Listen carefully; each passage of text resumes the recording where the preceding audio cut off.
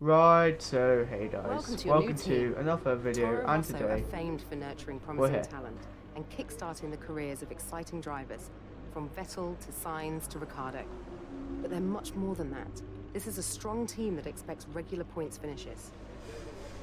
So yes guys, well we are at Toro Rosso, so yeah, we're at Toro Rosso, and we're at Australia, yeah. Unfortunately, in this episode I messed up the recording settings, and when the recording had lowest priority in OBS, so yeah, it got pretty laggy, because but hope good users in future episodes it will not be like that. Which is very good.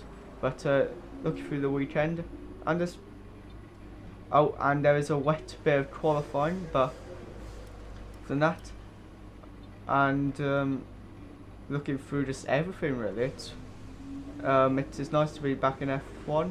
And Taurus is the third worst team on the grid, unfortunately. Our engine is the worst, and our aero is not actually bad, and our chassis is about the same. So I'd say I don't do some upgrades. I'd say probably our engine is definitely the first, because that is the lowest thing that we've currently got, and chassis at. But in a way, I kind of want to do durability, but I want performance, because durability. If you don't do durability, then you're unless the car is really pretty good, which I do not think this car is, because it's got the Honda powering it. There will be more grid penalties, and then that is further down the grid, and yeah.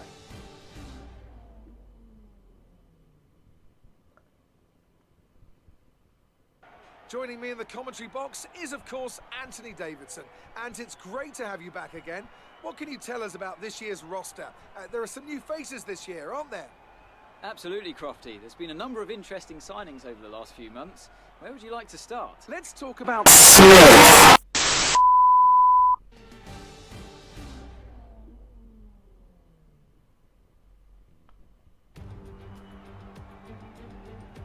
New drivers, new cars, it's a new Formula One season.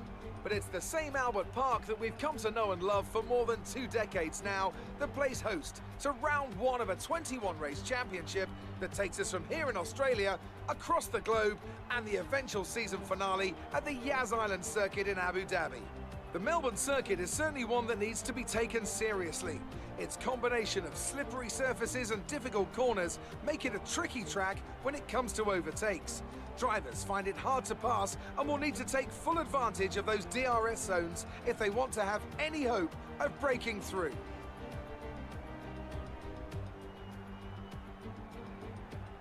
We have plenty of changes to the sport this year, with tweaks to the regulations, a fresh-looking spread of tyre compounds, and of course some changes to the roster of car manufacturers.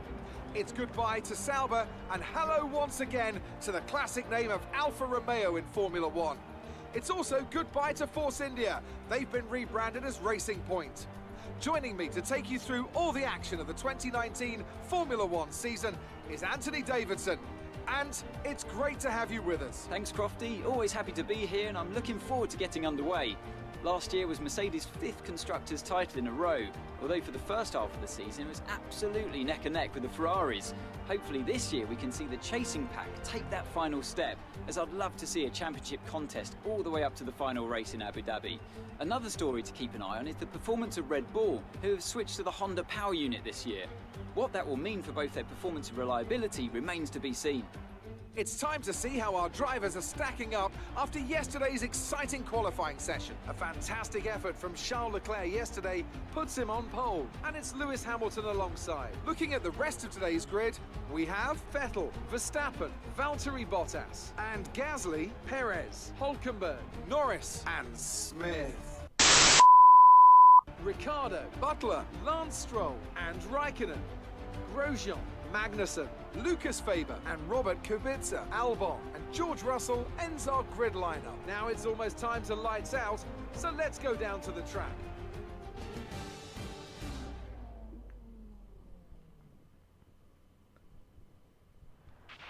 Excellent job yesterday. We qualified above expectations. Let's go out there and put in a performance. So yes, guys, well, we did qualify P10 this time, and that was partly because the rain caught some people out, but we just barely made it into Q3. But it is free choice of tyres, I think, because it was wet during Q3, but unfortunately there's no gameplay of Q3 or practice.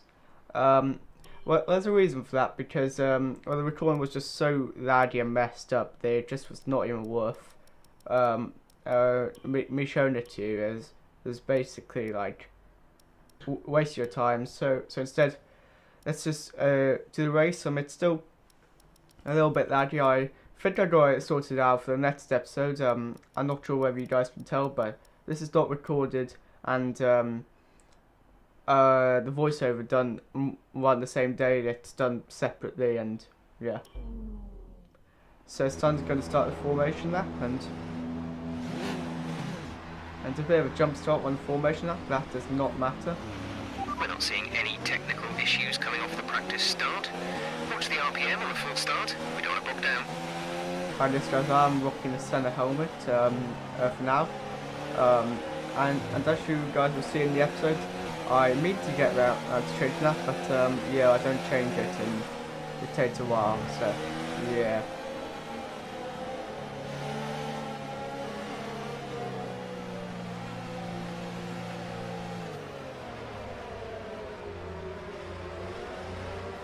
Okay, and around the final corner now, and about to go and line up onto the grid, guys. Yeah, it's going to be pretty good. Let's hopefully make a pretty good start into this race. And let's get some points, hopefully, on the table. I'm not banking on getting points because we are the third worst team, but at least if we can keep in P10 now, the rest of the grid is forming up. Be patient and watch for the lights. Okay, guys, and it's 5 lights and lights out. An absolutely rubbish start from us. Absolutely, just nothing for it's bad, but just about kept P10. Okay, just trailing behind Norris a little bit. We got Daniel Ricciardo right behind us, going for a massive dive bomb, and if we end up pulled out, then I think Hulkenberg will have taken our wheel off or our front wing. Massive fight with Lando Norris right now. Had to lift off, tyres are cold, there's a lot of weight in the fuel, and really I just didn't drive that well. So yeah, Okay, we're through the start phase. Now let's build. skipping forward to lap 10. Gap to teammate behind is 2.1 seconds. No, as I was going to say, skipping forward to lap 10, literally nothing happened. So yeah, just skipping forward. Oh, and Yellow flag. Lewis Hamilton is out of this race. He has retired. Caution, caution, yellow flags ahead. No overtaking through the caution zone. Be careful until you see the greens. Thanks a lot for that one, Jeff. And I cannot even drive anymore. I've got a problem. Going to the end of lap 11. Lucas Weber trying to go down the inside. We're going to try and do the undercut on Weber and try Albon and so on. But there are a lot of cars in the pits with us, so hopefully we do not get held up by these people. Waiting. Quite a bit odd. Yeah. No. That's just insane. Up to speed now. Let's get some heat into those tyres. We just lost absolute heap of time, like multiple seconds, just sitting.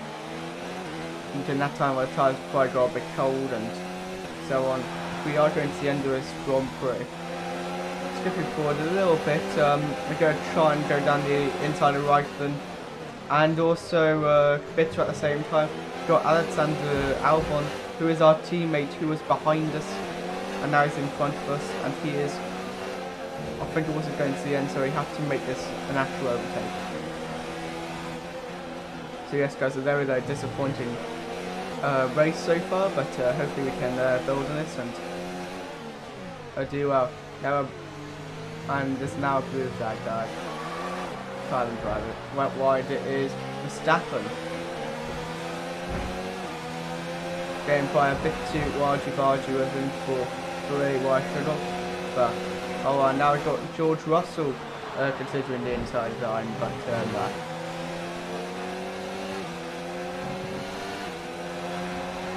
Okay, going up to 7th gear. Battery charge is low. Really should not be stretching those gears as much as I am. But, oh well. Oh, and Shell's up there. We have 2 laps of fuel remaining. Wins the first race. Go around the final few corners. Blue flag, blue flag. And we got a blue flag from someone.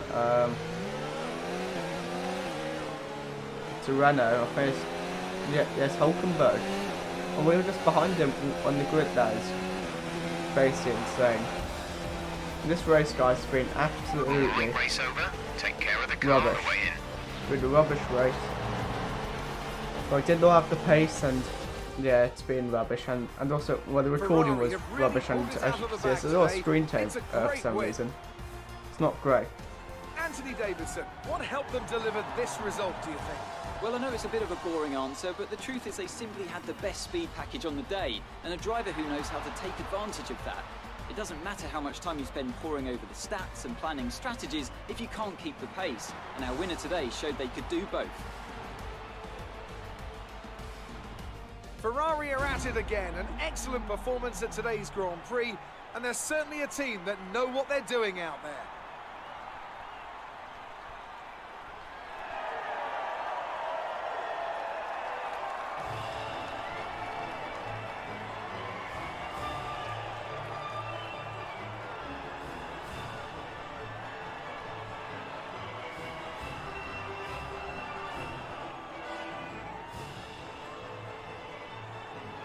Let's have a quick look at how the driver standings have changed. Charles Leclerc assumes the lead in the standings after today's outstanding result. Let's focus on the driver of the day, Anthony Davidson. Who do you pick? Well, I certainly didn't have any complaints with Kevin Magnussen's performance today. Incredible driving. Let's move on to the constructors. Sure. Ferrari Okay. take the lead at the top of the table. Well, Ant, an end to another fantastic weekend of racing. Thanks to everyone who joined us, and we'll see you for the next one. So yes, guys, another disappointing race for us. Well, we didn't do enough, but very well made no difference in points. Yeah, it's been pretty rubbish.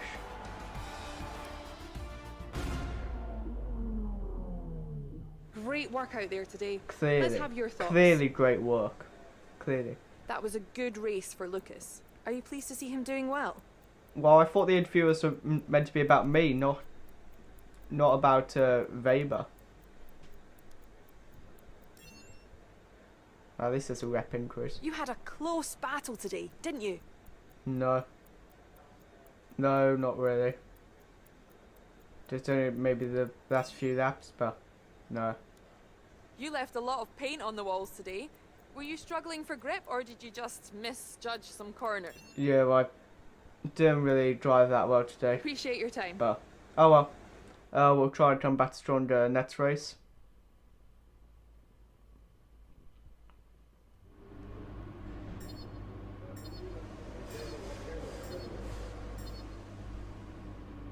And we're kind of losing the rivalry to Albon, which is a bit unfortunate, but oh well, it has got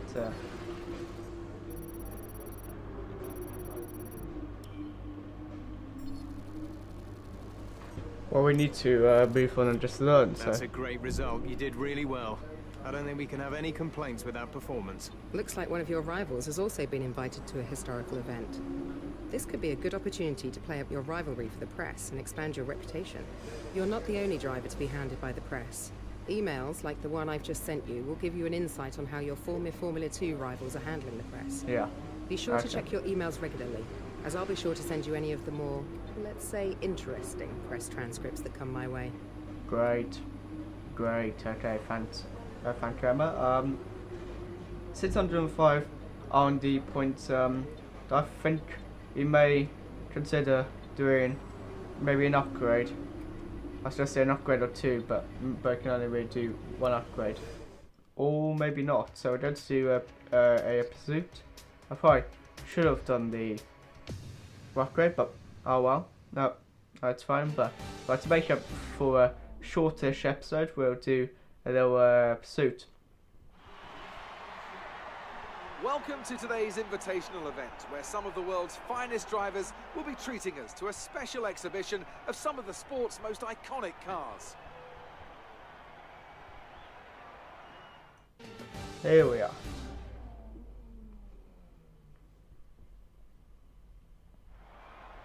So it's in the 2006 Renault R26.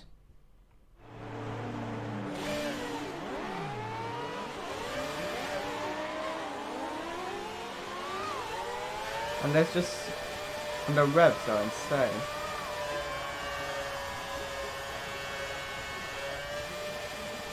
And it is lights out, and we've just bogged down significantly, really. It's very, very good screen.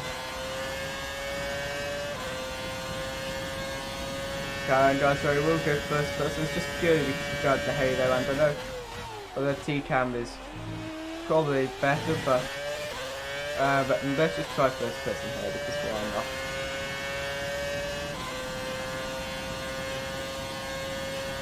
So I thought we tried to get a P1, and we are in a much quicker car.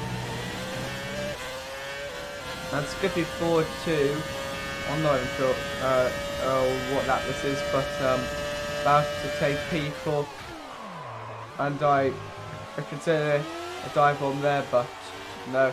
Oh. Water, he just put the hand up, didn't he? That was pretty insane.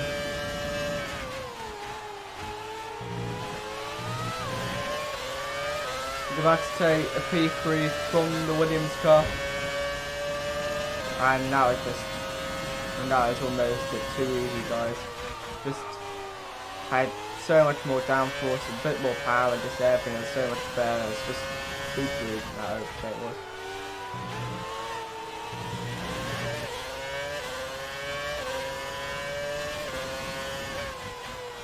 Okay, I'm going up to P2 now. This is another Williams, I'd say.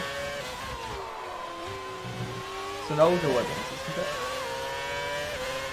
Marginally. And P1 has got the fastest lap, and that sounds like a McLaren. Is it? I think it is. A 2000, I think? Maybe a 99, but yeah, it's around that era. It just does sound very, very good.